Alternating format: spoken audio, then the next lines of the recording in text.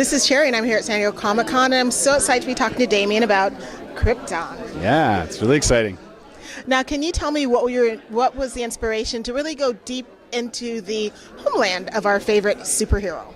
I think there was a great desire to understand how Superman came to be Superman and believe what he believes in, what is in his origins, in his DNA, and his family bloodline that made him a champion of truth and justice, that it wasn't just his Earth parents, that there was a long lineage of struggling against oppression and tyranny, and I think that to me, what did I do? I'm so sorry, we moved on. And I did and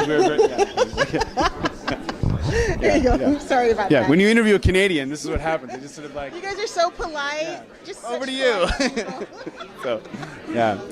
So we're just excited to tell that story and also make it very relevant. We want to turn on its head the expectation of how the story ends. I think everyone's like, well, it blows up, so why should I care? It's like, well, you know what? We're within the first episode. You're gonna that's gonna be challenged.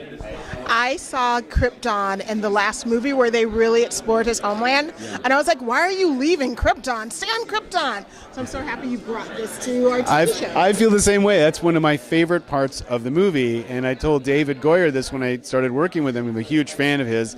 I said, that's like my favorite part of Man of Steel. That movie was amazing, but that first 20 minutes was just like a game changer. So I'm like, if we can capture something like that and just keep that going, I mean, look, we can't have flying birds and all that stuff all the time, but if we can capture like the wonder and the mystery and also the human element of what made that opening so relevant, I think we're going to have an amazing ride. Now, can you tell me how you're sort of crafting the story of the land of Krypton? Because we've never really explored it that much in TV or movies in past series. Right. So in going back 200 years before that Man of Steel opening, we're going to see a remarkably different Krypton in that the bulk of the first season is set in Kandor City.